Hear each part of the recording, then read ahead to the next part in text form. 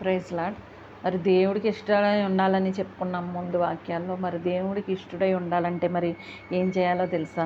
ఉపకారమును ధర్మమును చేయ మర్చిపోకుడి. ఉపకారం, ఎదుటి వాళ్ళకు ఉపకారం, హాని తలపెట్టద్దు, కానీ ఉపకారం నీ చేతనైతే ఉపకారం మాత్రమే చేయవలెను. ఉపకారం చేసినట్లయితే అట్టి యాగములు చూడండి దేవునికి ఇష్టమైనవి. హెబ్రీయులు 13:16 ఉంది మాట. ఉపకారమును ధర్మమును చేయ మర్చిపోకుడి. అట్టి యాగములు దేవునికి ఇష్టమైనవి. స్పష్టంగా చెప్పాడు ఇక్కడ దేవుడికి ఏది ఇష్టమో.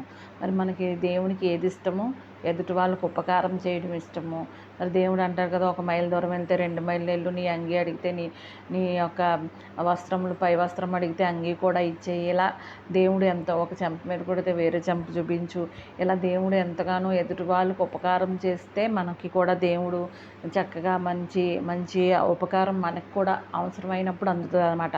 మనం ఎదుటి వాళ్ళకి చేసినట్లయితే మనకి అది ఎప్పుడైనా ఏదైనా అవసరతలో త్వరగా మనకి కార్యాలు జరగడానికి మరి ఇది ఒక చిట్కా అన్నమాట. త్వరగా కార్యాలు జరగాలంటే, త్వరగా మనకు ఆశీర్వాదాలు పొందుకోవాలంటే ఎదుటి వాళ్ళకు ఉపకారం చేయాలి.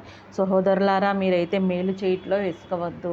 మీరు మేలు చేయాలని, వారికి చేయాలని, ఎవరైనా నీ మేలు కోరి వచ్చినట్లయితే వారికి చెయ్యాలి. 2 తెస్సలోనికీ 3:13 ఉంది మాట.